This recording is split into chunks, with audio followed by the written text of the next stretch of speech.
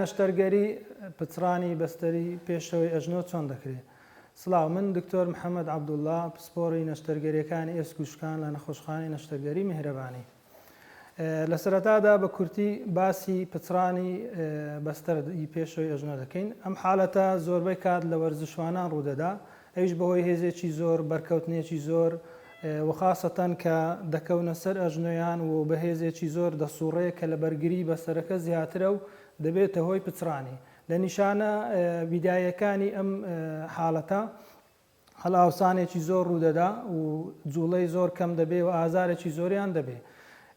بۆ تەشخیصکردن عادەتەن پێویستمان بە ئەشعەی یان تیشی ڕەنینە و پێی دەڵێن موگناتیسی و هەروەها بە دەستیش بە پشکنینی دەست دەتوانین بزانین کە ئامە بەتەواوی پساوە یان نا. هەروەکو لەو حاڵەتی ئەو ڕۆمان کە ئەو نەشتەرگەری بۆ ئەنجام دەدەین، لە سەرەتادا هەڵدەستین بە تێستێکی دووبارە تێستێکی ئەژنۆیەکە کە بزانین تەواو شلە. اینجا هەڵدەستین بە دانانی ئەشیاکانی نازور. ئەم حاڵەتەش ئەم نەشتەرگەریەش عادەتەن بە نازور دەکرێت لە ڕێگای دوو کونی بچووک و هەروەها کونێکی 1-2 سانتیمی کە بەستەرەکەی پێوەردەگرین. ئەو بەستەرێک کە وەردەگیرێ پێی دەڵێن وەتەرەکانی یاخود ژێیەکانی بەشی پشتەوەی ئەژنۆ سێمیتێندینەس و گراسیلەس. زۆربەی کات هەردوو وەردەگیرێ، دوایە حازر دەکرێ و لێک دەدرێ و لە بینی 7 ملیم لە بۆ 10 ملیم دەردەچێ، هەتا لە 7 ملیم بەرەو سەرێبی باشترە. لەو حاڵەتەی ئەو ڕۆمان تقریباً 9 ملیم و نیو دەرچوو کە زۆر باشە. دواتر هەڵدەستین بە کوونکردنی هەردوو ئێسکی ڕان، ئێسکی لاق بە دریلی تایبەت حەسەب ئەو قیاسەی کە هەمانە. لێرە 9 ملیم و نیو دەبی 9 ملیم و نیو کونیکەین.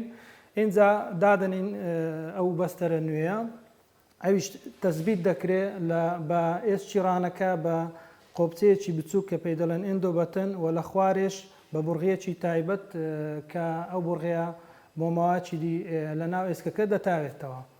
عادەتەن نەخۆشەکە دوای نەشتەرگەری دەتوانی هەستیتەوە بڕوە، بەڵام نوشتانەوەی زۆر ناکە، ئەمەش بە دەرەجە دەبی بۆ هەفتە بە هەفتە و کە سەردانمان دەکاتەوە.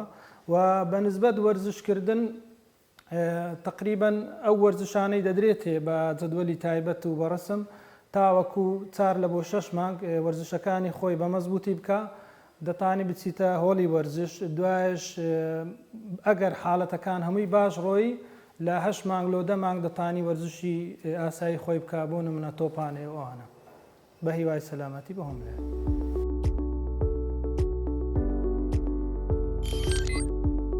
میهرەبانی، دڵسۆزی و لێزانی.